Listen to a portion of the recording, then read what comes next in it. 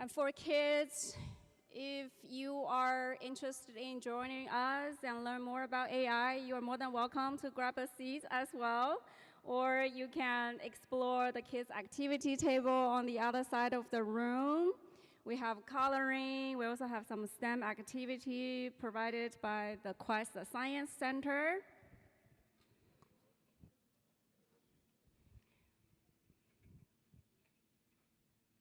Alrighty, are you guys excited?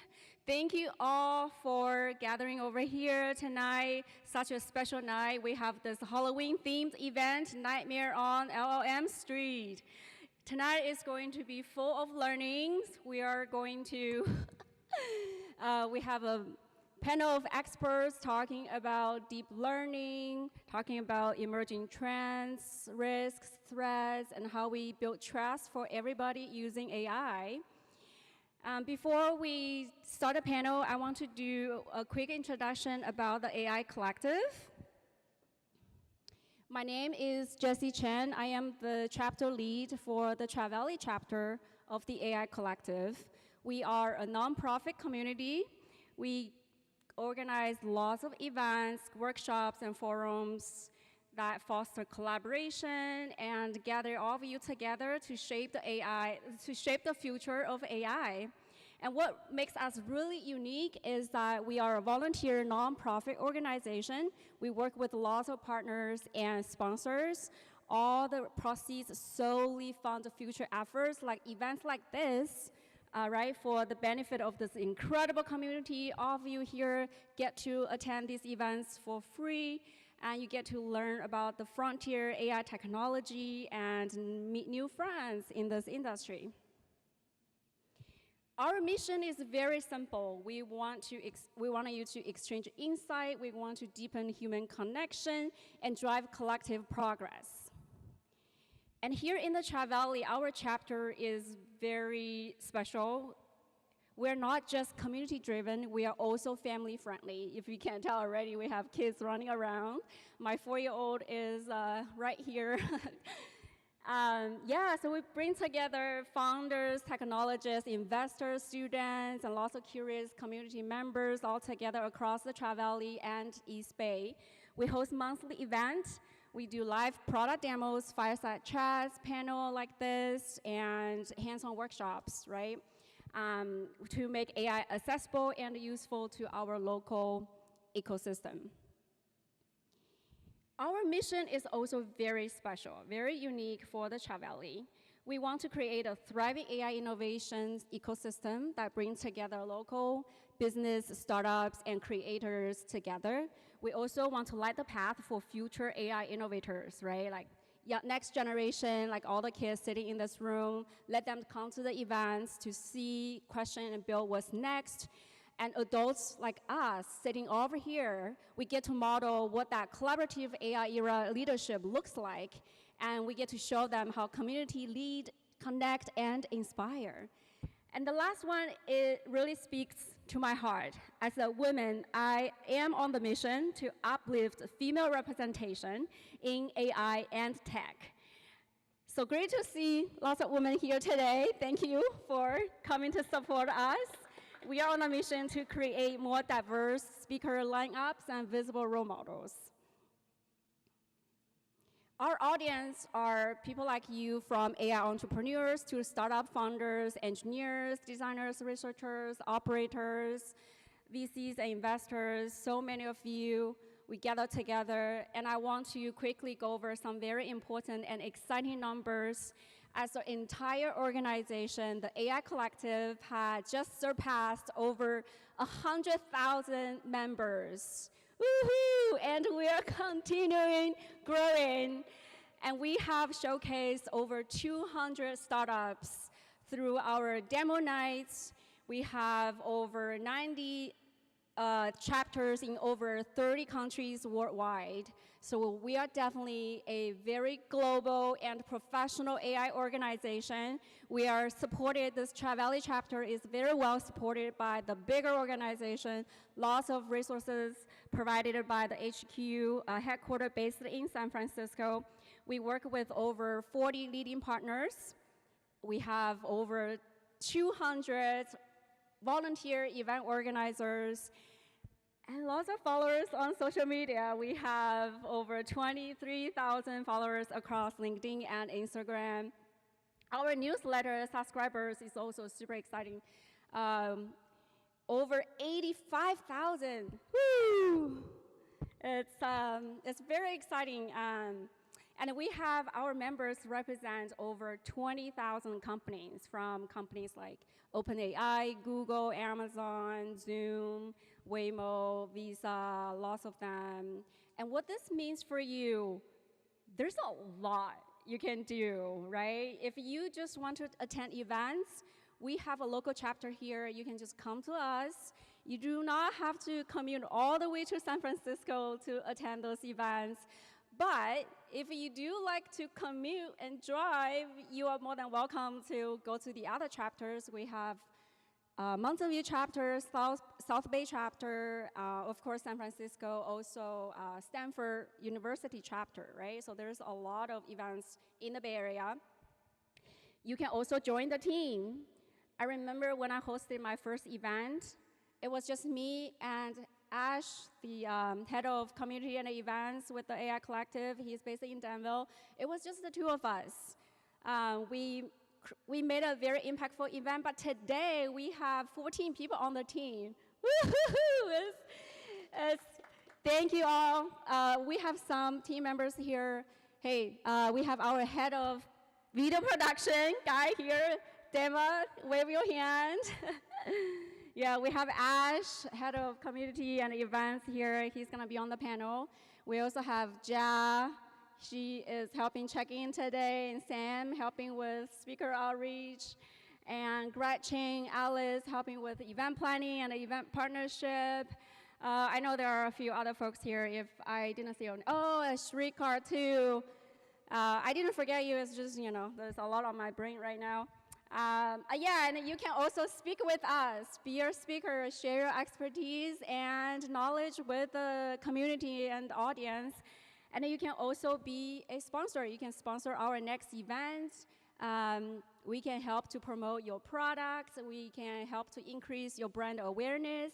And you can also be a venue partner, right? Like Blackhawk Network, we host events at your space.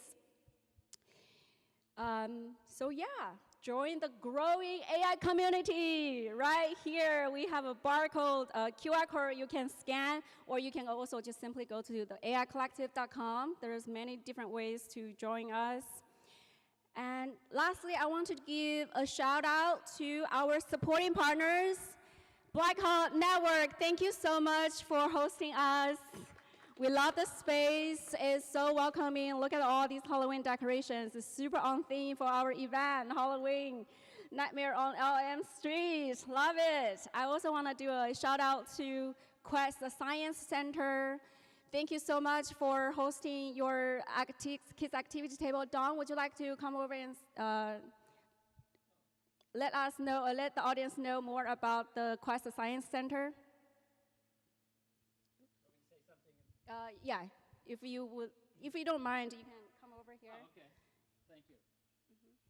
So quickly, Quest Science Center is a science center in Livermore, California, and we're working mostly to support sciences through young children through high school. And at the first meeting of the consortium, 3 of our students were a major part of this program.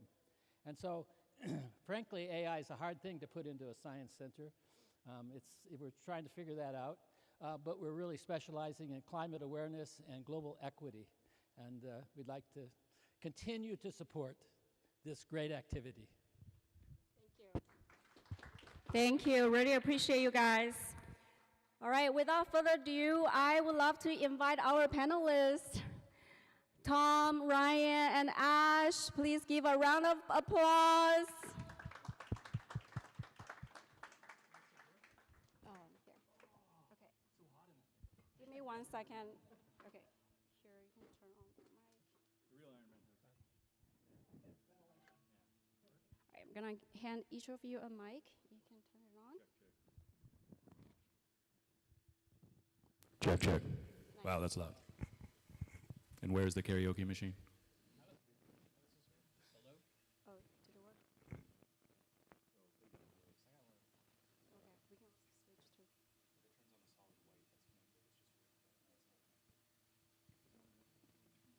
Okay, you know, Ryan, he's not just a deep learning researcher, he is also very technical.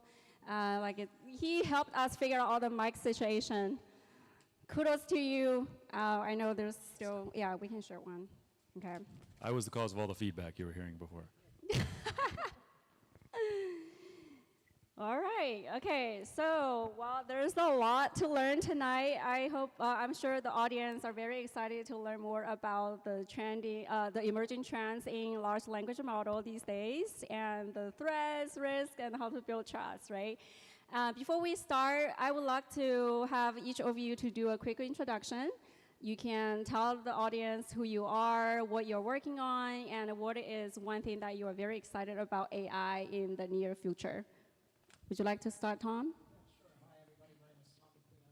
I'm the VP of Solutions Engineering for a company called HiddenLayer. We provide cybersecurity solutions for companies that are actually building applications that utilize AI within the application in some manner. And so, yeah, in terms of just a couple things I'm working on, the field is growing really, really fast. So we're assembling and training a team of solutions engineers to help our customers secure the applications they're building. So that's kind of professionally, like in my role, that's probably my primary focus right now. Personally, some things that I'm working on, there is, if you guys are familiar with a forum called Hugging Face, it's basically a community hub for sharing AI models that you've developed, to put them out and let other people use them and provide feedback, etc. There's, you know, actually a lot of risk that can come with those models. So when you pull them into your environment, they can harbor malicious code. They can do all kinds of, you know, they can have basically bad like backdoors embedded in the models themselves. So occasionally they're packaged with things like Python modules and whatnot. And there are some companies that are basically scanning the model files and looking for malicious stuff, but nobody's really paying attention to the Python code that gets packaged with these things. So I'm building some tooling to actually do some threat intelligence analysis around the stuff that's living in Hugging Face, basically. And some fun things I found out of that. You know, there's like 2 million models in Hugging Face. I haven't scanned everything. I'm just like still building the tooling, but I did a few tests, and I found some interesting stuff. You know, indications that these models are, you know, basically doing things that a lot of people just don't realize and will introduce risk into the environment when you bring things in. So kind of just encouraged me to, you know, keep poking. So yeah, I'll follow me on LinkedIn, and I'll make sure to share the stuff that I find as it comes to light. And my name's Ryan. And yeah, so I live in Livermore, and I used to work at Lawrence Livermore National Lab doing secret stuff I can't talk about. But after that, I actually went to a cybersecurity machine learning company that Tom used to work at called Vector Networks. And then I started working at Baidu with Andrew Ng, doing speech recognition with like big deep learning models. And that's where I got to do like real like deep learning stuff. And then I moved to NVIDIA, and I've been there for like 8.5 years. So I've been here. Hello.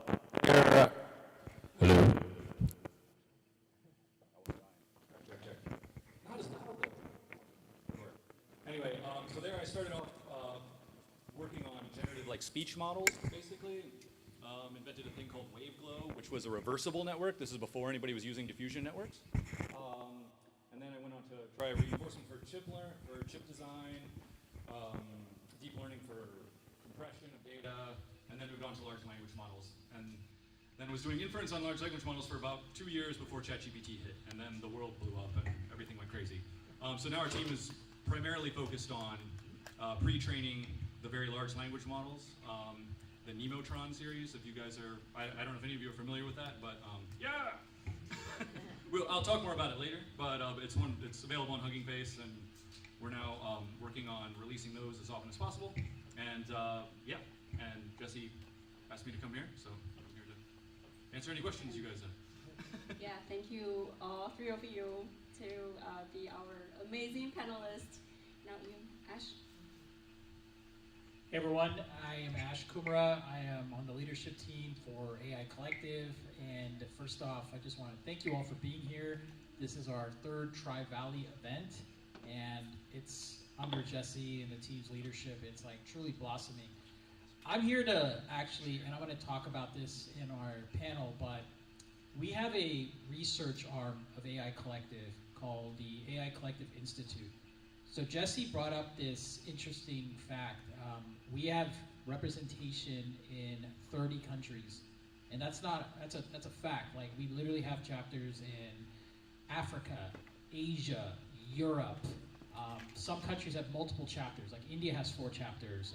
We're in multiple chapters in Canada. And why I bring this up is because we're one of the few organizations, to my knowledge, where when we want to do research reports and gather data from AI professionals, regardless of what stage of your career, we can get a global perspective. And so we actually did this report on trust in AI, and it's quite fascinating. It's free. You guys can, if you go to AI Collective site, go to the Institute, or if you find me after the event, I can send you the link. The findings are very interesting, and it has to deal with security and trust, and so it's very timely that we're doing this event. So yeah, just really happy to be here. Oh, on a personal level, I've been really into where AI and content creation are going now. I don't know about you all, but when I saw Sora or VO3 or these different tools that are out there like 11 Labs, it's pretty mind-boggling how much content, high-quality content you can create. Yes, I know there's a lot of that term they use in the media, slop, AI slop, but there's also a lot of like presentations and videos and movies, and someone like me who like loves movies and likes to write books and screenplays as a side thing, I'm curious to see where AI and creativity go, and it's really fascinating. Thank you. Thank you. So happy to have all 3 of you here. Well, this is a Halloween-themed event. I'm wearing my favorite costume, skeleton, and Ryan, if people don't know yet. I'm Snape from Harry Potter. Thank you. I'm so glad to see so much decoration and some people dress up. I love that. A really good spirit. And with all our AI Collective events, we start with good bones. So here we are. We're going to let's start with emerging trends in large language model. I'm going to start with Ryan.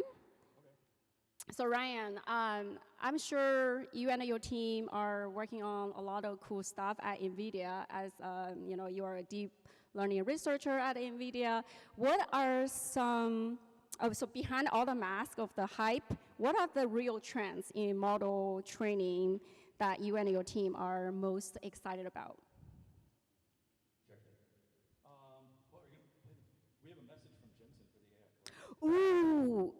Good reminder. Okay, let me play that really quick. We have a very special message from Jensen.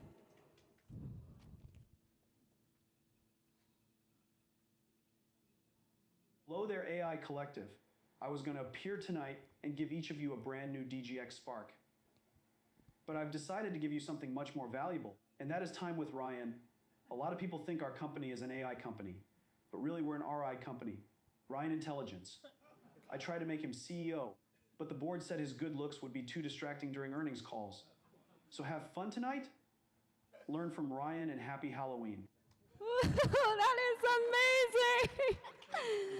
Love the message. Please deliver our thank you note to Jason. Yeah, so emerging trends in large language models.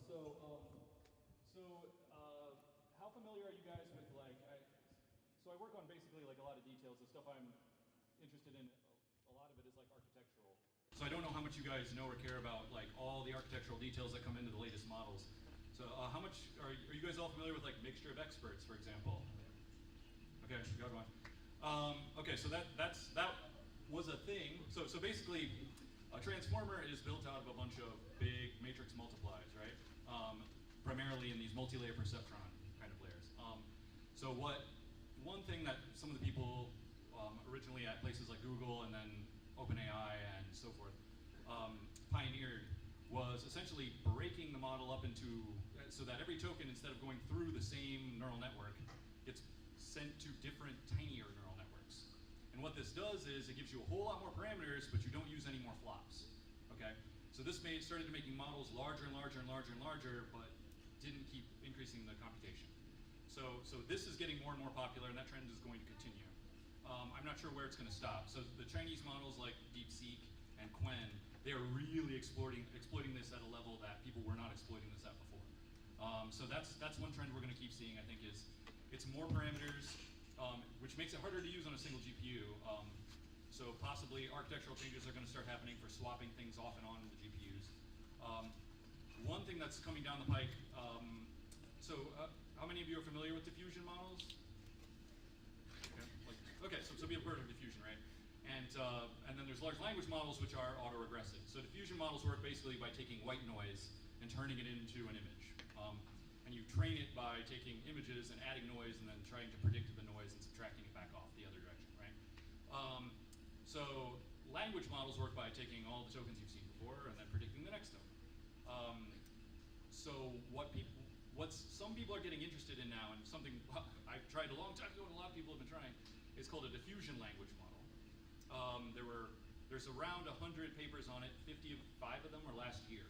So this is gaining a lot of steam. So people are trying to basically take random mixes of tokens and then unmasking many of them at once.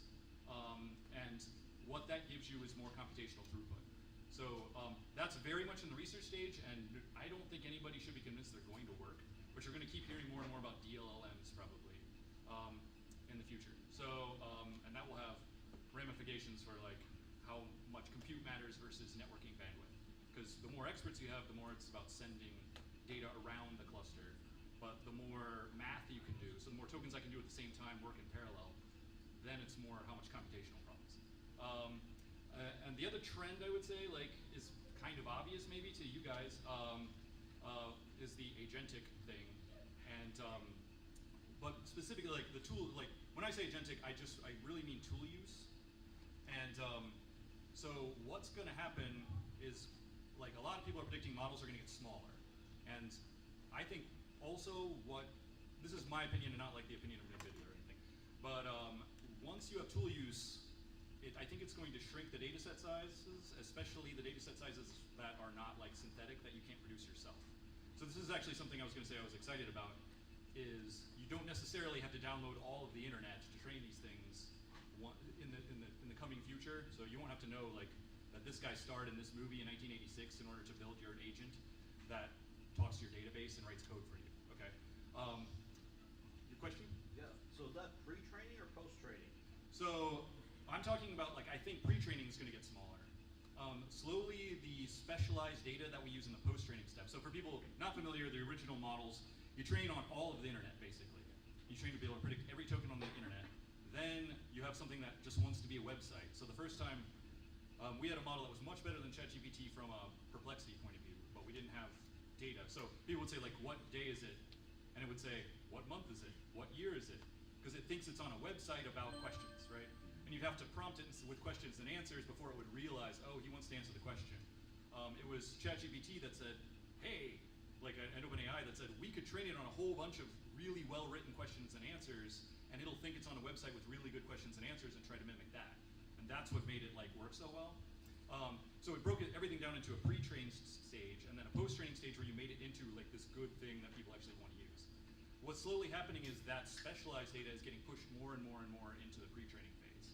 And more of the data in the pre-trained phase is being generated synthetically, either from other language models or from like math problems that we can actually auto-generate. So, and then what happens with tool use is there's sort of a Church-Turing theory of tool use, which is like any language model that has like, you only need like a few thousand tokens to get as good as GPT-5, because you can train your language model to call GPT-5, right? So what starts to matter is not how big your data set is, but what your model can call and how good you are at training it, right?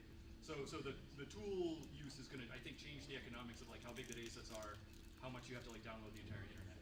So I think those and the architectural changes, like trying to get more parallelism, but also spreading the network out more, which is like kind of a constant battle. Those are sort of like the things I think are coming up, if I had to guess, for like what's going on next year, or in the next couple of years.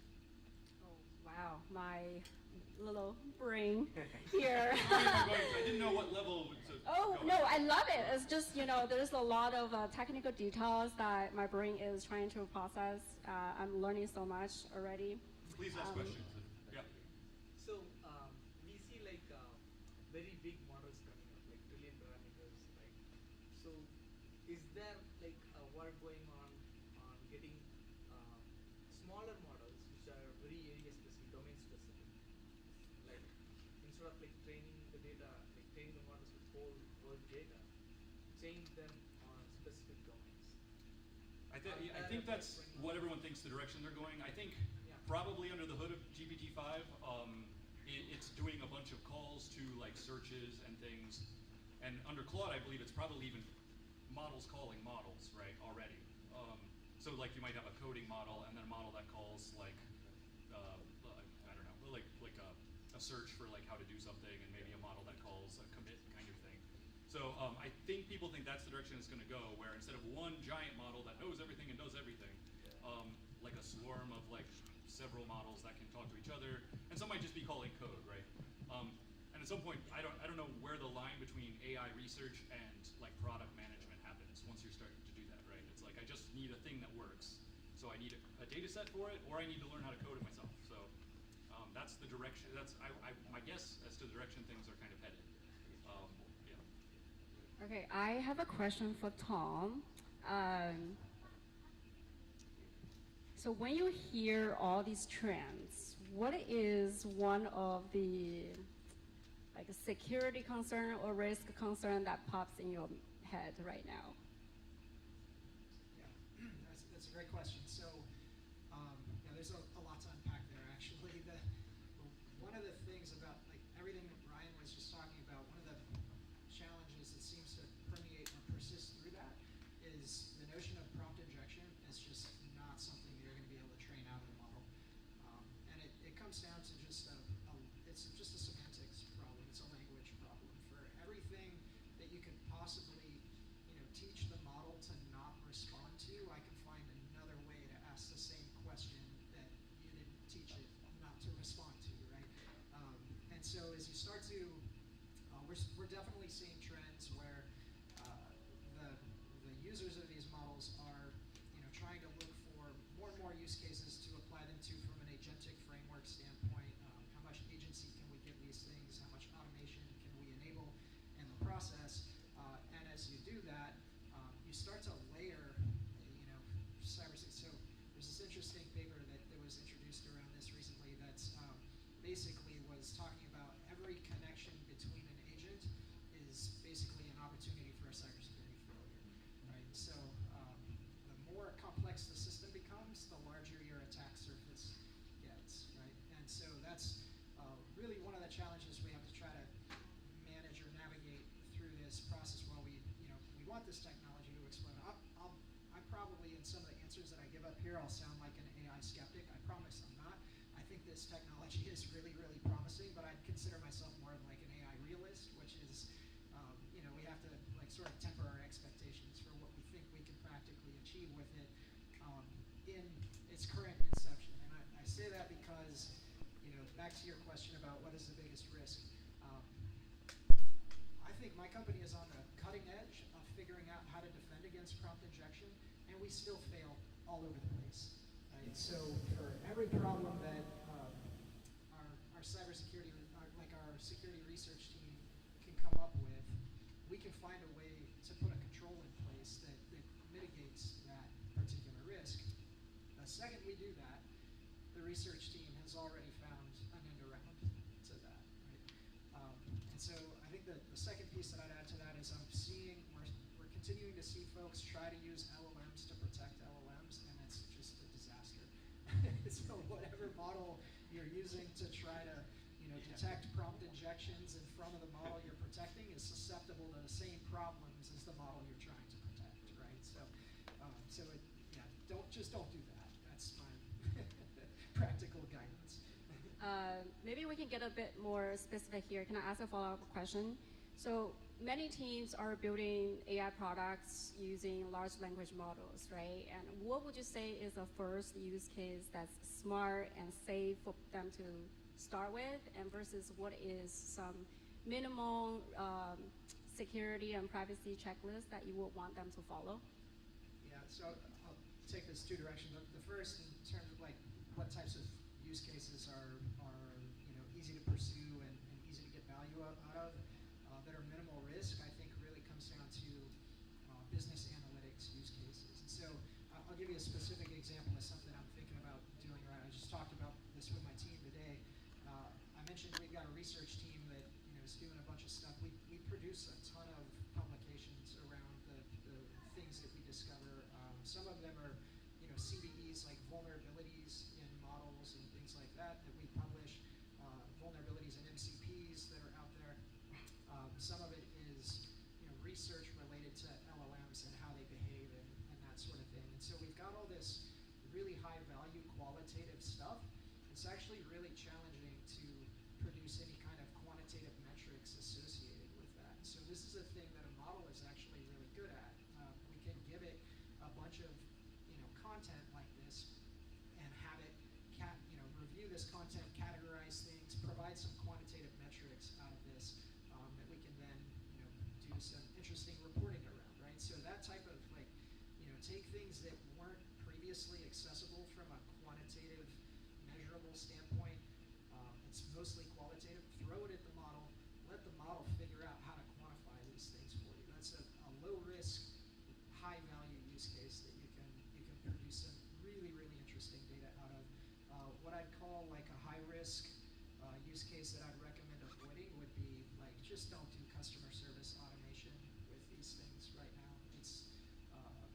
It's a bad idea. I mean, you guys probably saw Taco Bell introduced AI in their drive-thru, and then somebody promptly ordered 18,000 cups of water because he just wanted to talk to a person, right? He was like, this thing is ridiculous. I don't want to deal with this bot, So, anyway, so that kind of stuff, you're just going to frustrate your customers. Yeah, maybe you can get some scale out of it, but from as a looking at it from a cybersecurity perspective, I'm just seeing like you're going to put a ton of customer data at risk by doing that. And so that's what I'm like, just stay away from that for right now.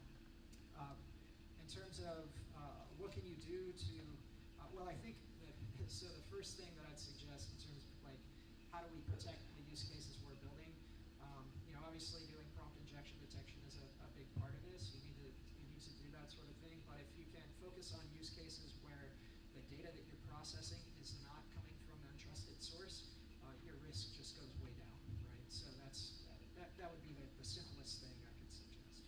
Yeah, that's really great insight. And sounds like from what there's a question. Okay. Hi, Tom, you talked about how it's very difficult to filter out and sanitize prompt injection. Sorry, you talked about how difficult it was to filter out and sanitize prompt injection. Is it any more viable, or if not, what are the challenges with filtering the response afterwards? Often when you store things, like when you're trying to combat cross-site scripting, you'll sanitize it before its input and after you're retrieving it.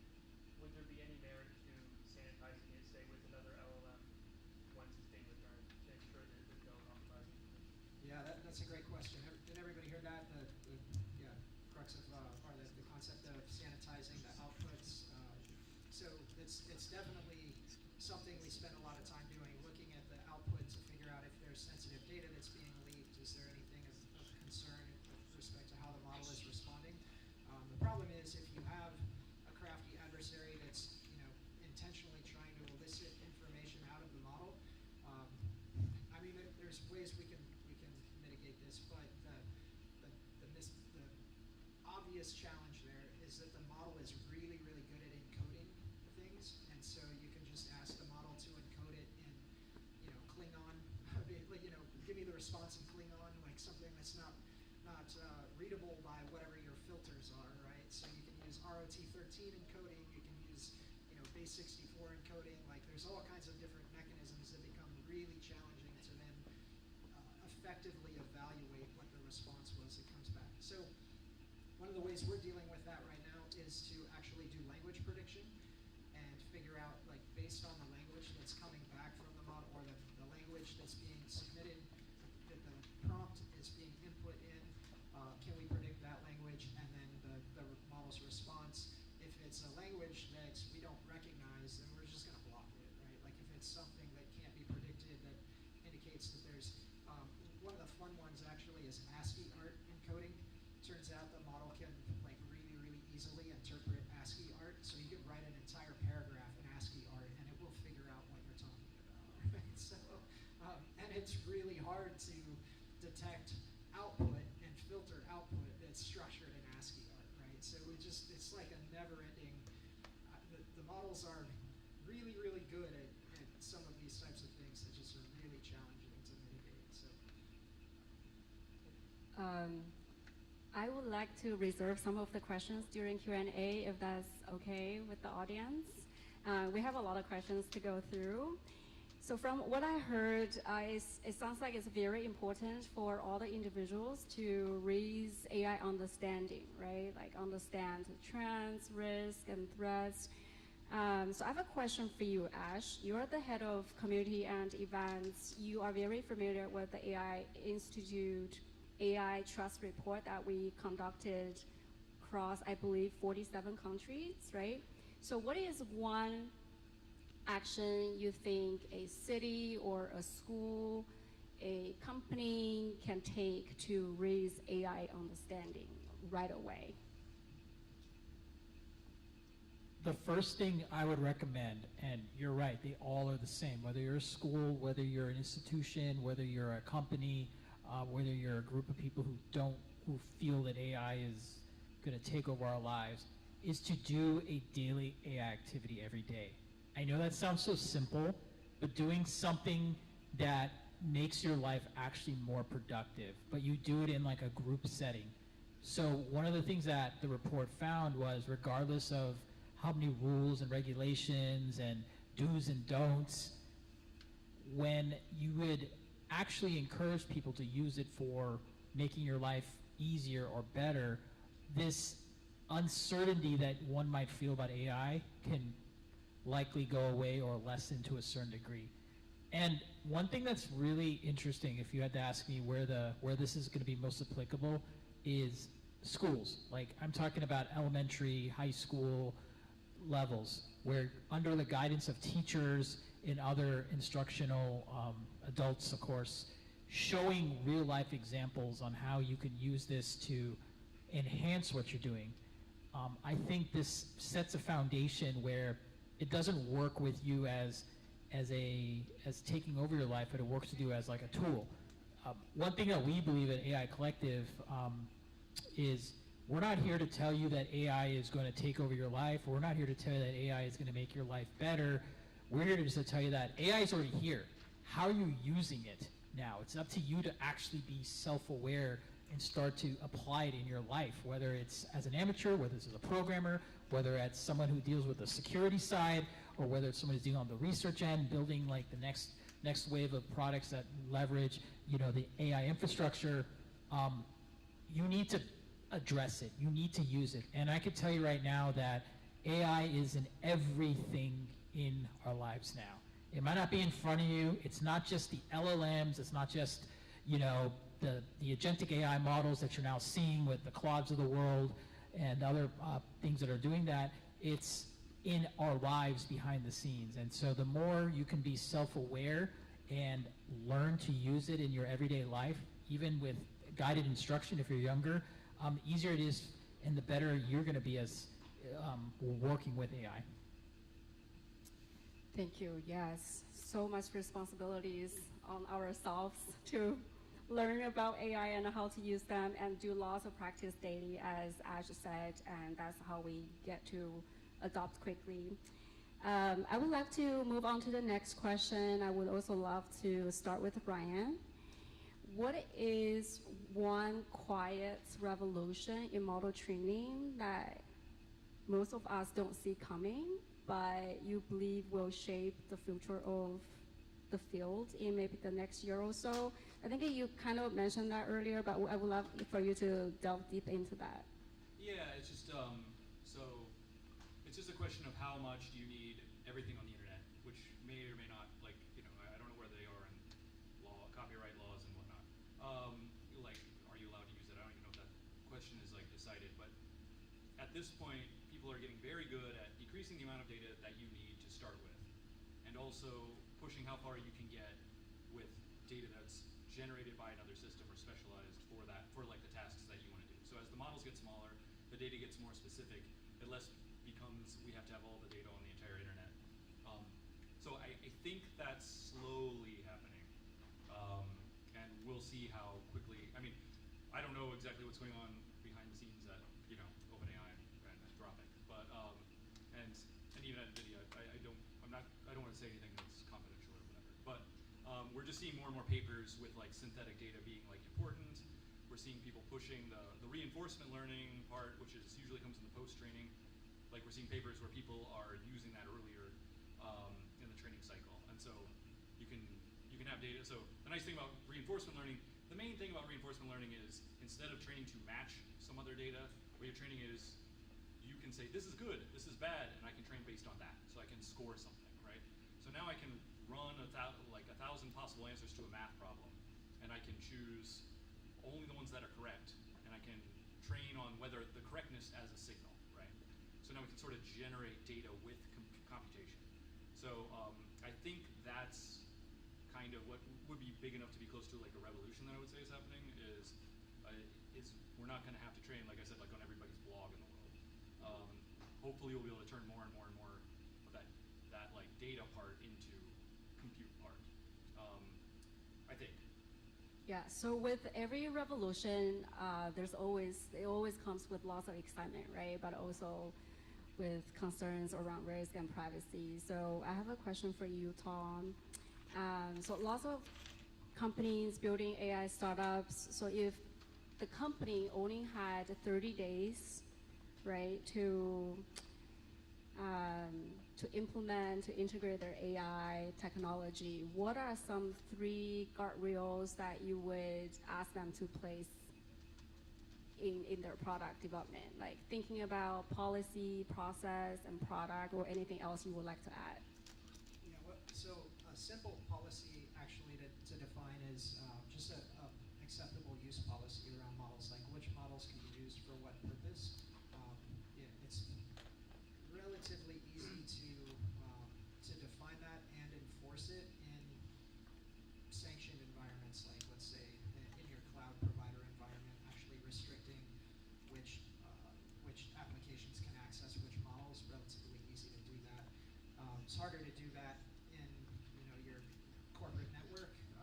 People are just developing stuff on their laptops or whatever. It's a little bit more difficult there, but for when you're talking about things that you can ship, things that you're shipping, things that are like sanctioned applications, define policy to make sure that the models that are being used in those applications have been pre-vetted to some degree. So that would be kind of policy orientation. The process orientation, I would say, put time and attention into system prompt hardening. That's, I think, the thing that we see people doing the least that is like a quick value add. So when you think about a system prompt and its purpose, really what you can do with that is constrain the model around the things that it understands it's allowed to talk about, right? And so if you do a good job with the system prompt, you've got maybe 10 different layers of restrictions that you put in your prompt around the things that it can say, the things that it can't say, the tone that it can use. There's just a bunch of different sort of elements that you can package into that, where you put the model in a box and force it to behave in a really, really specific way. And at the point where someone gets the model to step out of that box, in order to do that, you have to prompt inject it, right? So a system prompt is, it's a free thing. You just, try a few different variations of it, but it's just text, right? That you're adding to your application. Simple thing that you can do. So that would be a process piece. Just evaluate your system prompt, iterate on it, and try to make sure that it's basically covering as many factors as you can to keep the model in the box you want it to be in. And then the third piece is make sure you're investing in some kind of prompt injection detection. I'm going to say that the mistake that I see folks making all the time is they're leveraging the cloud native guardrails, like your cloud providers guardrails, Amazon Bedrock guardrails, for example. And we have services that we do where we actually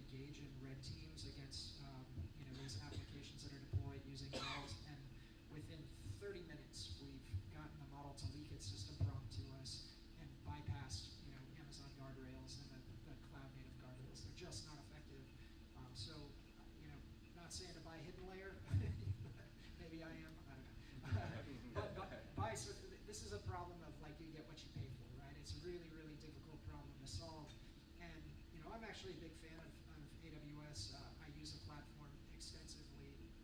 I like it a lot. This prompt injection problem is just not their full-time business, right? So it's going to be really, really difficult for, Azure, AWS, Google Cloud, whatever the cloud provider is that you're using. They make a best effort with some guardrails. It's probably their best effort's probably just not going to be good enough, and we demonstrate that all the time. So. Thank you.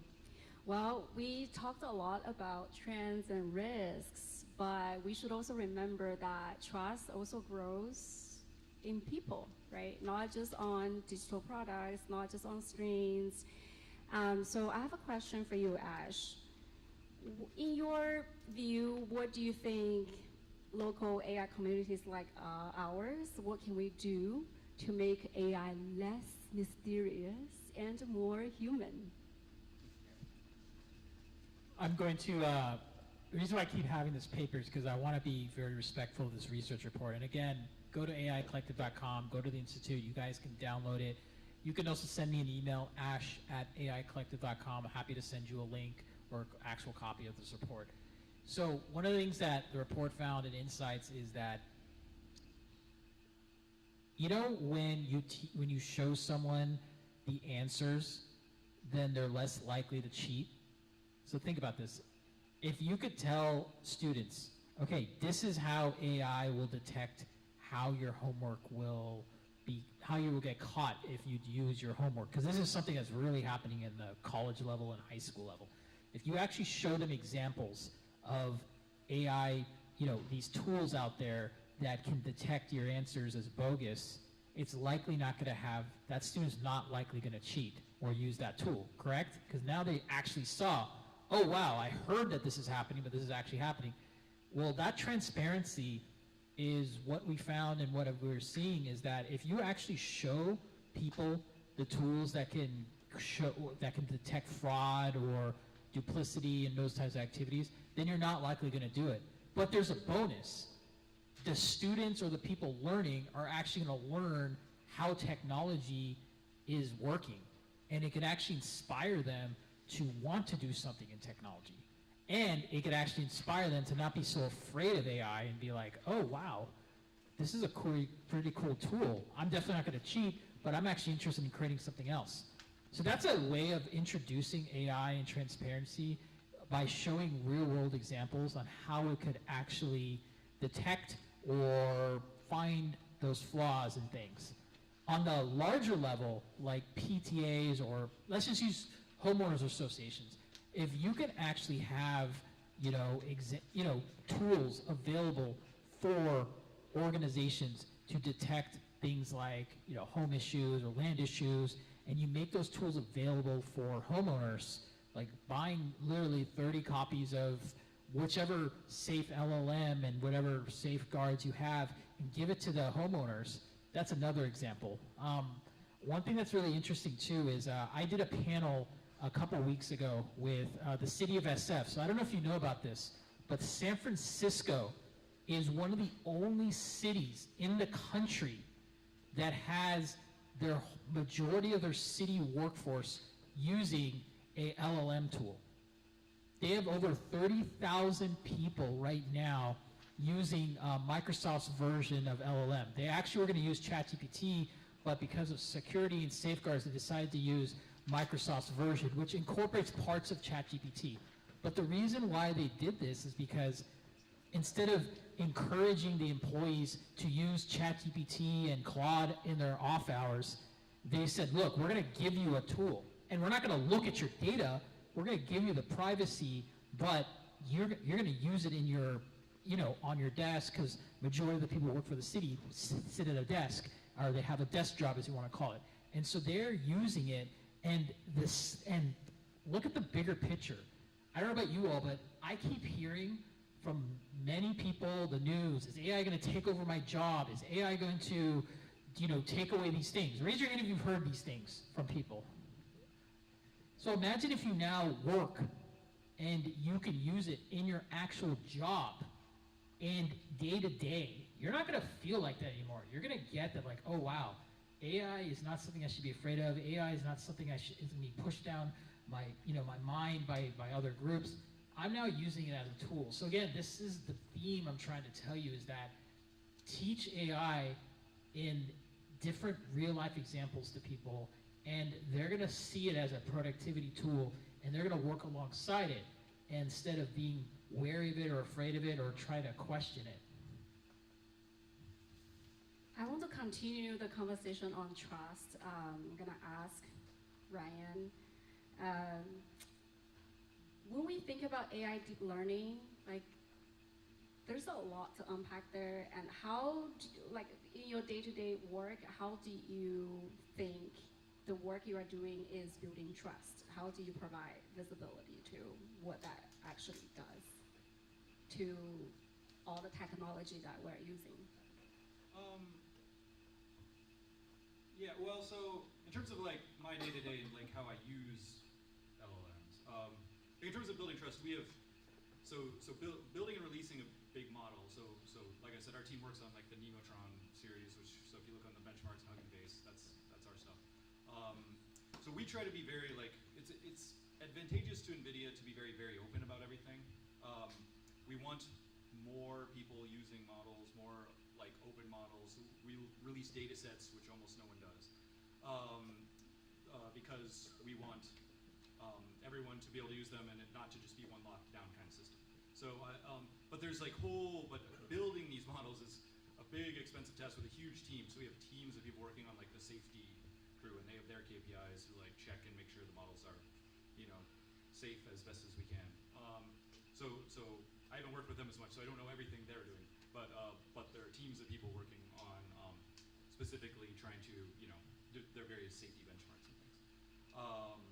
Yeah, in terms of like using it day to day, I've used it like for 2 projects, kind of. But one was like a hobby project. It was very good. It seems to be, for me, the tools are great when you're like building something from scratch. You're doing something people have done before, but there's a lot of boilerplate you want to get through. It was amazing. It was like, here you go. Here's a piece of paper. Make a whole app that just basically replicates that. That was amazing. When I'm doing like my really technical stuff, it's very difficult, like for it to solve any of my problems, because they're just like, I mean, well, one of the bugs I fixed like a while back, it was like, I remember that I had a conversation with Jared in January, so that was probably the commit that caused the problem. I don't think like any of the LLMs are going to help me with that kind of bug. But yeah, I also do like, as a hobby, like film stuff, and I've been trying to create my own sort of like, videos with these tools, and they're awesome. It's great how fast I can get like something, like that Jensen video. That wasn't real, by the way. That wasn't really Jensen. I don't know if anybody knows that. But that took me half an hour, right? So whereas like when I started at NVIDIA, we tried to clone Jensen's voice. We scraped literally every publicly available like video of him, and scraped the audio, cleaned it up, trained a model. We had like 1,000 hours of Jensen's speech, trained a model specifically for it, and could not get the thing to say Ryan and Raphael need to be promoted. And this I did in half an hour. So like it's really, really cool the stuff you can create with it.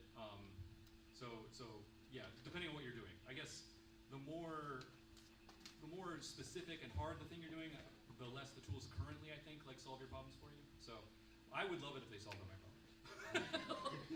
take my job. But they're not there yet. That's awesome. Yeah, we love the video you created. We'll have a few more at the end of the panel. I want to do a little like interactive session to have you guys do a trick and truth little activity. Okay, we have a few more questions. So we know lots of companies building AI products here. So Tom, I have a question for you. So when founders, they have to communicate, like every product they build, right, there's always risk involved. So when they have to communicate with their customers or investors, how should they frame the risks, problems that it actually brings confidence instead of spooking people? Yeah, this is a hard question because the more data you unleash on the model, the more risk you end up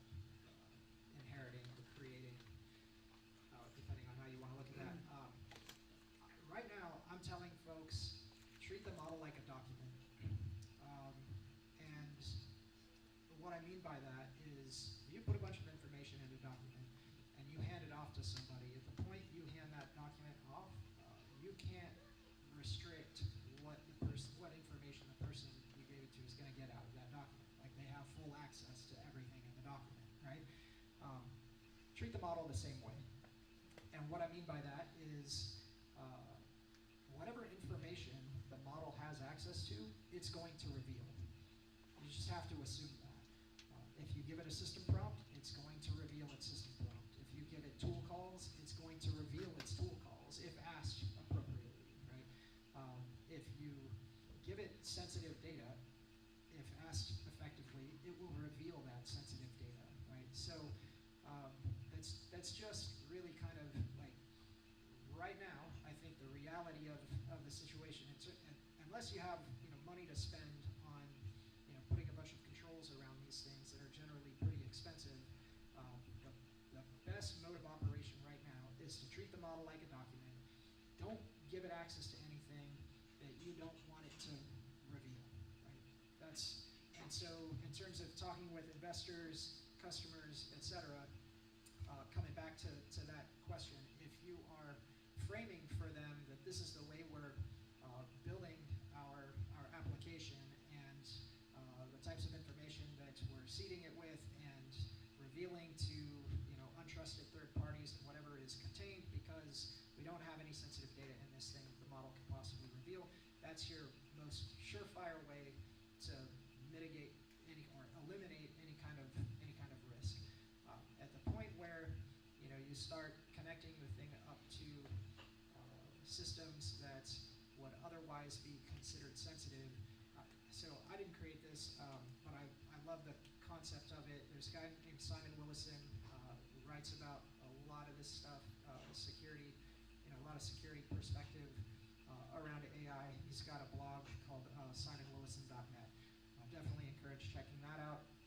He coined this phrase called, he's very good at this, by the way, he was the one who created the term prompt injection. So that should give you an idea. He coined this phrase called the lethal trifecta. And basically, the lethal trifecta is, in particular in an agentic system, if you have an agent or some application that is AI powered that has access to sensitive data, it's processing processing information from an untrusted third party. So it takes input from an untrusted third party, and it has some means to send information out over the internet. That's your lethal trifecta that's going to result in a compromise. It will result in a compromise. It's a matter of when, not if, but when, right? And so that's really what you're trying to disrupt right now is, how do we take one of the legs out of that three-legged stool so that we basically mitigate our risk? And me personally, I'm saying do it by only giving the model access to information that you would be okay with it getting out there, getting revealed to your users or customers or whatever. But there's other ways to, any one of those legs that you can pull out from the stool will heavily mitigate risk. And so I think if you frame things in that, back to your question, Jesse, when you're talking to investors, you're talking to customers, if you can frame things in that like lethal trifecta kind of picture and say like, look, this is where maximum risk is, and we've removed this leg from the stool to mitigate that risk, I think that'll go a long way with making people feel comfortable with how you're using the AI. Yeah, I really love that concept here. I hope you guys are taking notes. Yeah? I know the government has been placing more and more regulation laws on AI, right? But the AI Trust Report actually shows that more laws and more regulations don't automatically make people trust AI more. So, I mean, if laws are not the magic spells, then how can we actually build trust? I feel like there's a theme with all the answers I'm giving you, and this third answer is similar to that theme. You have to put AI in the hands of people. You have to actually have examples where people are using it. So I've talked about how, younger students under the under the guidance of teachers and other adults, can show examples. It's more, more on creative art. And then if you go later down the road, you're a university student, you're a high school student, showing the tools that are saying, hey, this is how it detects your bogus homework or your college essays, and if you use these, this is how good these tools are. And then to the workforce where instead of, saying you're not allowed to use LLMs, it's like, no, here is a version of an LLM that we're giving to you, and we're encouraging you to use it for productivity. So let's go to the next layer. How can society as a whole use AI or, under certain rules and regulations? I actually think this goes down to policies, like where you have to provide education about where AI is going. And this stems from libraries, this stems from, local town hall meetings where people should be educated on the future of AI and its implications, the good and the bad. I'll tell you a trend that you're gonna see this kind of related to what you're talking about. Have you guys been hearing about the data centers being supposedly created in like the Midwest in particular, because there's a lot of abundant land there, and cities are like rejecting these data centers, like the city halls or city councils are saying, no, we're not gonna have it. Like Google had 2 bids and they had to say no, they had to take them away. And that's an example of where people who live in those cities were actually educated about the implications of data centers.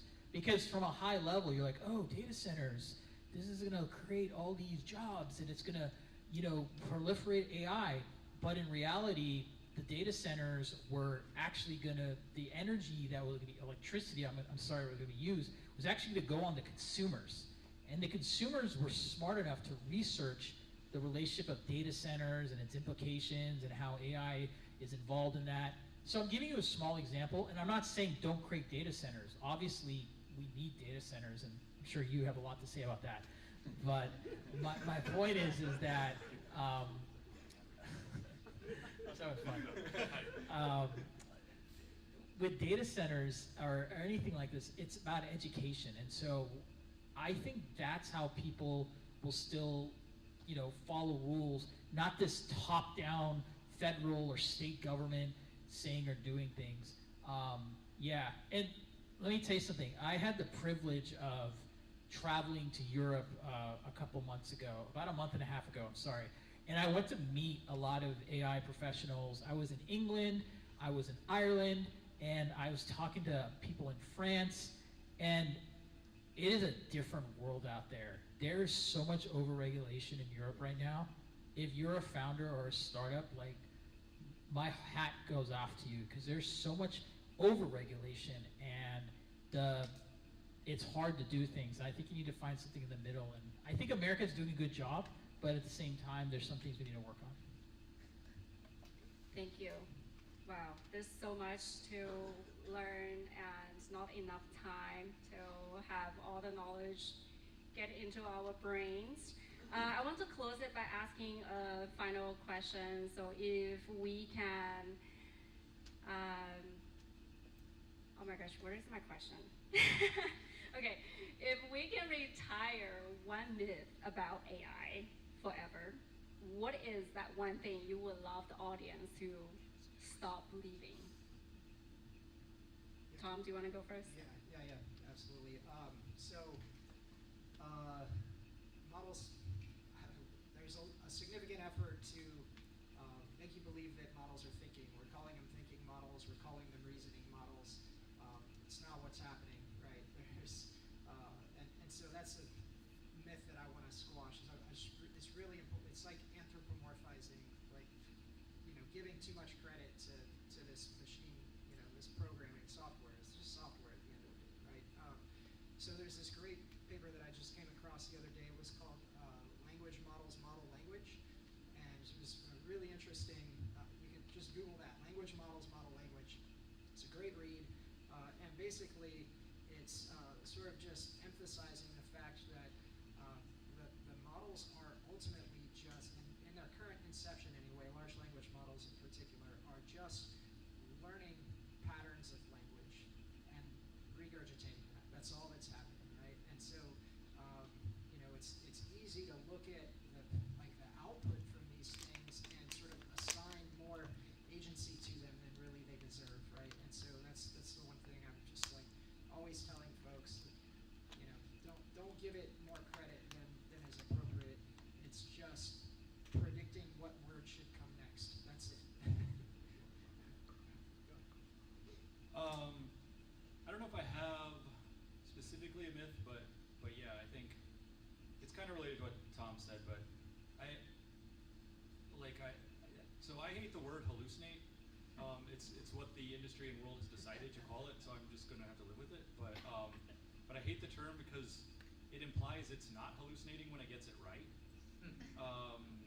But like, and so the myth is sort of the same myth as you have, that you think that when you wake up you stop dreaming, you just dream with your eyes open. Right, you're getting a signal and now you think that that's right, but anybody who's put certain substances in their bodies or banged their head really hard or whatever, you know that like, or looked at a good optical illusion, you are hallucinating all the time, even when you're functioning correctly. And that's closer to how the models are working, until they start to like really, when they go to tool use, sure, you have some kind of verifiable thing. But anytime you're in token generation land, you know, hopefully it works. It's like a human. Hopefully it mostly kind of works. I mean, which is more anthropomorphizing, but anthropomorphizing. But I'm not trying to say it's like a human. But I'm saying you can trust it like you trust a human than you trust a compiler, right? I guess that's the closest thing I have to like a myth I'd like squashed is that, you know, this idea that no, it's like doing the math for real when it gets it right. It's like it's still guessing the answer. Just because it guessed right 99% of the time doesn't mean it's doing the math right. You know what I mean? Anyway, that's my myth, I guess. All right, this might seem a little controversial in the AI world I'm about to tell you. I think the one myth, and again, this is just my opinion, but I have a lot of data to prove this, is that AI is, just because AI might take over your job doesn't mean you're not going to have a job. So I'll give you an example. One thing that Jensen Wang had talked about is going to data centers. He said this thing in this interview that really made sense to me. He said that, okay, if we're gonna, it's pretty much likely the next 5 to 10 years, we're gonna have a bunch of data centers. It is gonna happen. Fine, maybe not in those Midwest cities that I mentioned, but it's gonna be around parts of the country. There's gonna be better regulation.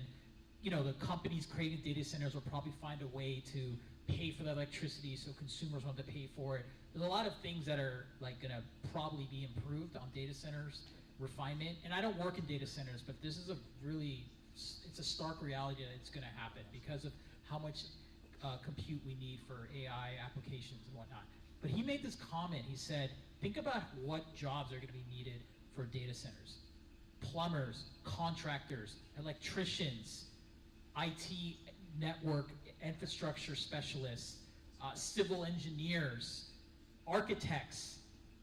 These are all pretty high-paying jobs. Even the blue-collar jobs that I just mentioned. You can make 6 figures right now being a plumber right now in different parts of the country. That's pretty good money in some parts of the country. It's anywhere from like 125 to 210. So if you're that Uber driver who's afraid that automation is going to take away my job, or if you're that person who works an entry-level role and you're like, oh, AI is going to take over my job, it's going to open up other jobs for you. So what I'm trying to get at is that AI can, yes, take certain tasks away that one might be doing, but it's going to open up other tasks. And so my advice to you is find some type of role that is involved in those trends. Like, I'll be honest, like I learned a lot from you today about this injection you were talking about, the sanitization because I didn't even think about it because like I thought I know a lot about cybersecurity, but I don't know like the AI side of it. But like you've opened my eyes that like some people are like gonna be like, oh, I can now find a whole new role in this world as a solutions engineer and stuff. That's another example. So I would really recommend you really look at that and not see AI as taking away your job, but it can open up new job opportunities. And I was just talking about the entry level type of jobs. Let me give you another example. You could be in marketing, you could be doing something in more strategic planning. Think how much time will be saved if you use these tools to work with you. Now, don't have it do all your tasks, but have it do the complementary tasks. You now have more freedom to either complete other things or think about bigger picture things, because the AI tools can take over some of the more mundane or other tasks that you would spend hours and hours to do that you can get done in like 10, 30 minutes. Think about that freedom. They always say time is your most valuable asset. If you're at a higher level job, learn how AI can make you have more time to do the things you truly want to do. Or as a hobby, gives you the freedom to work on more hobbies and stuff like that. Thank you. Woo. Okay, I know a lot of you are still waiting to ask questions, so now we're going to open up for questions. Anyone? Put me on the I spot. have a question. So, for Tom, at the beginning you mentioned that you find Python code. So, what's the worst thing that can happen with Python code? So, it's trained on Python code. Let's say it was trained on Python code with security bugs. So, what's the implication? It will suggest to the end user insecure Python code, or? Okay, yeah. So in my opening, I was talking about the models that live on Hugging Face. So these models, when they're distributed, they can have threads packaged with them. And so actually, what I was referring to is sometimes sometimes the model itself, the actual model files that contain the weights and biases, and the things that make the model get passed around. You need some accompanying code to set up that model within the machine learning library for it to run properly. So they'll ship the model with some Python code alongside of it, and oftentimes, nobody's looking at that Python code to see like what is it actually going to do. Sometimes it's doing. So I found a few things. One of the things that I found that I thought was interesting, there was a model that I ran across. It actually had some adjacent Python code with it. It was using the Python requests library, which is basically for making calls out to the internet, like web requests, right?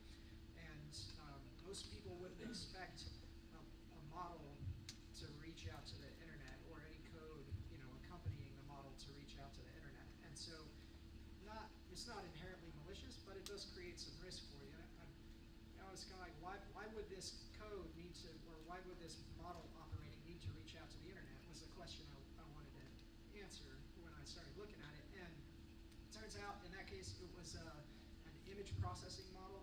You could give the model an image, like a raw image, directly, and it would analyze it and make some predictions about it or whatever. But you could also give it a URL to an image, and then the Python code would jump in and go hit the URL and retrieve the image, and then pass the raw image to the model, right? So that's the sort of thing that is kind of living in these repositories along with the actual models themselves.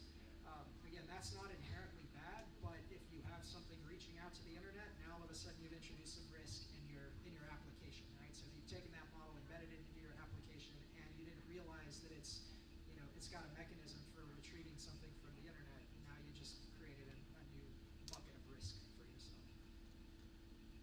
Cool, makes sense? Yeah. There's a question from Megan. Yeah. So I have a trust and safety question. So to preface it, I love AI, use it every day for work, personal life, such a productivity hack. And I was watching videos on Instagram, just scrolling. This was actually earlier this week. And I saw this really heartwarming video. It was this dog that saved this baby from like TV falling on it. I sent it to my family group chat, and like everyone's responding, "Oh my gosh, that's so sweet." My brother's like, "Megan, that's Sora." And I was kind of shocked, because I was like, I can't believe I got scammed by AI. Like, I use this every day, and like the video itself, it was on Instagram, but it got so many likes and so many comments, and like I think it really fooled a lot of people that this was. And so now it has me thinking more, just even scrolling on Instagram, of like what's real, what's not. But it really felt so real. And from someone that is using AI like daily, I was surprised that I was kind of fell for this like. So, anyways, kind of the trust and safety of like these videos that pull at your heartstrings, and where's the line of like, yeah. I mean, I don't know if you guys have some responses to this. I've seen, similar to what Ryan did with Jensen there. I've seen I've seen a few deep fakes now that are mind blowing. Our security research team definitely does some fun stuff with that, and I say fun stuff, but I was talking to him about it, and I'm like, but this is detectable, right? Like for everything you do, there's like some fuzz in there that you can identify to recognize. And he's like, our Kaz, this guy that's on our team, is just absolutely amazing.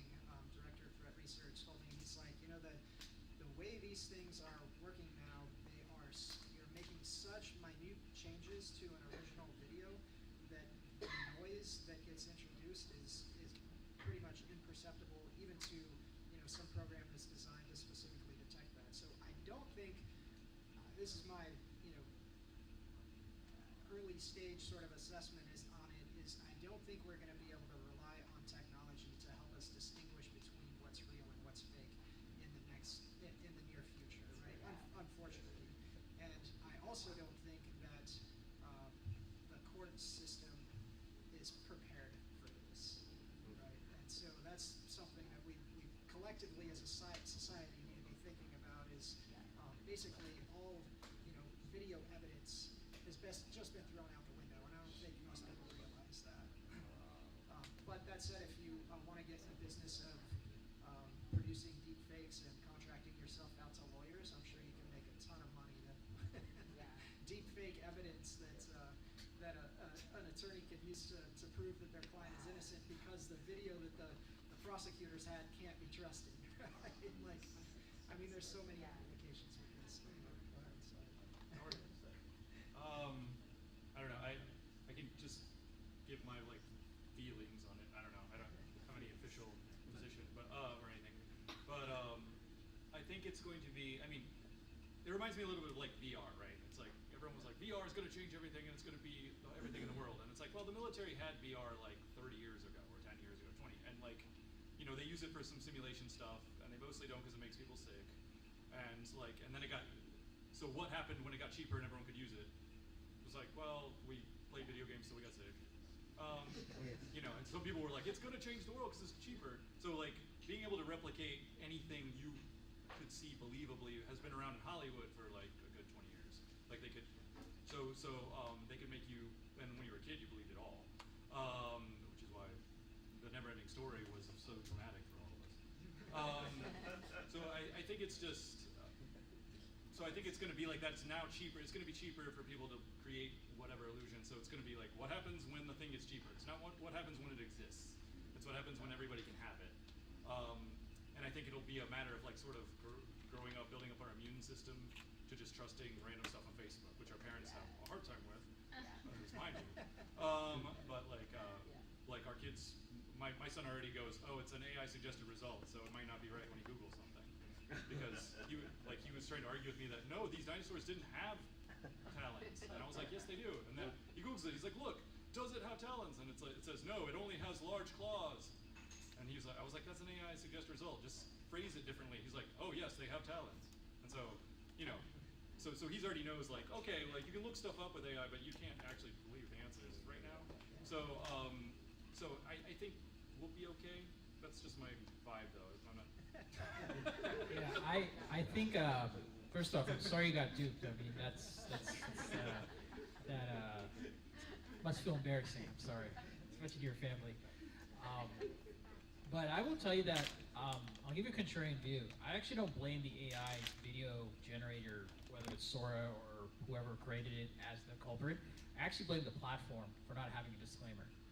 I think we need, as civilians or all the way from the local to the national, need to encourage lawmakers to say, hey, like, you need to enforce these rules. And we did that with Instagram. The whole, now there's like a teen section. That was because parents were like, yo, my kids are getting depressed, and like, why are they like getting access to this stuff? And that's so we can make changes. And so I'm fairly certain there is going to be a movement of people who are wanting to push the social media companies, and I'm not against social media, I use them all. I'm just saying to push these companies to create those regulations, because the tools aren't going to go away. That's capitalism. These tools are out there. You have the freedom to use them as long as you don't do anything that's threatening and all those those standards. They're not going to go anywhere. But the platforms, I think they should have those rules and regulations. Personally. Yeah. Well, this is a perfect segue to the next activity I prepared for you guys. Trickle of Truth. Are you ready? Are you all ready? Okay, let's do it. All right. So here are two images. I'm not sure if the panelists can see it. I'm gonna ask Ryan first because you are the brilliant mind behind this title, the event title, Nightmare on Elm Street, right? Referencing Nightmare on the Elm Street. So Freddie, tell me which image is real and which image is generated by AI? Just come a little closer. First count fingers. I don't know. That looks like one too many. I'm gonna say this is real. This is it. Okay. What about Tom and Ash? Do you wanna take a guess? The right one is real. The right one is real. What about you, Tom? Yeah, same. Yeah. What about the audience? Raise your hand if you think the right one is real. Okay. Well, see, you guys are not getting tricked. Yeah. Okay. Yes. So the left image on the left, the image on the left is generated by AI. But how can you tell? How? Well, the face there kind of looks. It would have to be a very strange mask because the eyes are blending into the color of the face. So you'd have to actually put in something that covers up his white corneas. That's the easiest. For me, it was the little girl over there. She looked too generated. Yeah, And like his last finger also might be two wrinkles on the left. To get really I was actually looking at the lighting. I mean, I don't know. Maybe it was The lighting. the lens just flare. the lighting diffusion, and then the I don't know, somehow that like you mentioned the girl in the background, like the proportionality of that seems a little bit off to me for some reason. Maybe it's just the angle that I'm looking at it from, but it was definitely the lighting difference. And like it definitely looks how do I put it? It's just too smooth. Yeah. So there are so many little evidence that you can look for, right, in those generated images. It takes a lot of practice. Okay, the next one. Which one? So this is a guy, a human holding a pumpkin. But which one is real? Which one is generated? The left one is real.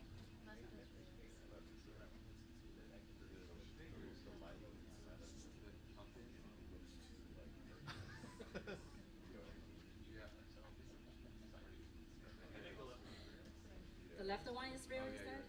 Yeah. Okay. What about you? They both look kind of similar. They both look kind of fake. They both look fake. The left one looks more right.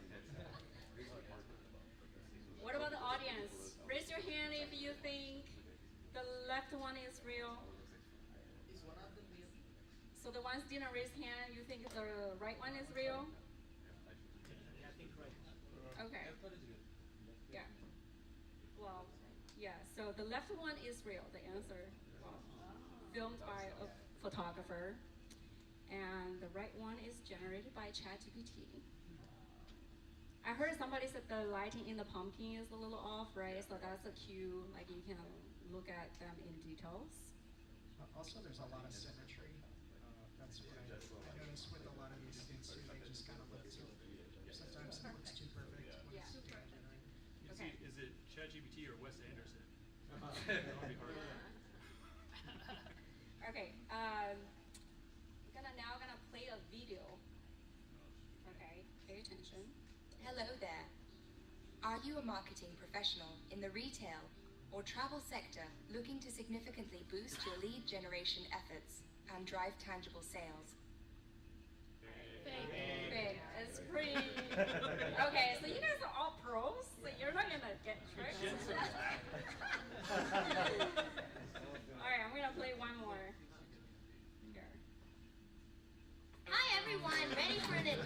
let's go explore together. Whoa, is that the moon? Take me there. I'm ready to land.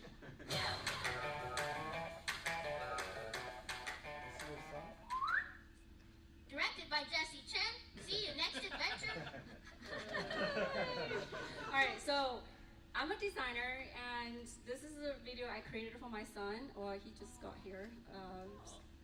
Hi, Colton. So he wants to be a pilot when he grows up, so I made this little video so you can guess if I used video editing tools, or is it all generated by AI? What is your guess?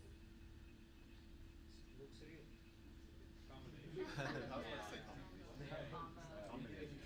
Directed by Jesse Chen, you put it. Because it spelled it right. Yeah, okay, so raise your hand if you think this is all generated by AI. I want to see a few. Okay. This entire video is generated by AI. Even the text again? Even the text.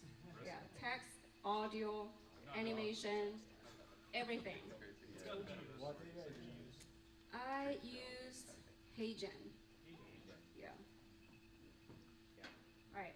This is the last one from HeyGen too. One of my favorite tools. Hello, my name is Nick. I am generated with HeyGen's avatar in motion. HeyGen's AI will magically track, translate, and lip sync any text input, allowing you to create engaging content at scale. To demo this technology, type some text into the box and enter your email. We'll send you the finished video soon. Try the demo and let us know what you think by sharing on Twitter. See you later. So obviously this one is generated by AI. I just wanted to share so you know what's possible, right? As you mentioned, you can get tricked again on the internet. If this guy didn't specifically call out, he was generated.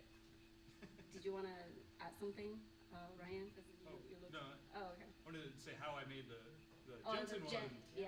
Jensen. Was I used FF5 for voice cloning, and then once I had his voice, I actually lip synced his voice, and then put my performance onto a picture of him with runway. Oh wow. Okay. Because that works really good for the lip sync, but you Yeah. have to say it exactly at the same time. So also, Wow. like Takes my skills. neighbor's daughter, like she's a huge K-pop Demon Hunters fan, and so I put her into a music video with the K-pop Demon Hunters and had her singing along. And I was like, that works really well.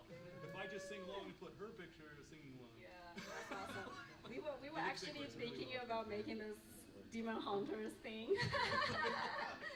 All right, so that's all I have for you tonight. Thank you so much. Please give a round of applause to our panelists. We hope you all enjoy this event. Let's start. So we are open to some networking, but before we do that, I would love to invite all of you to come over here so we can take a group photo. If you're up for it, come over, everyone, including kids. Let's come over and take a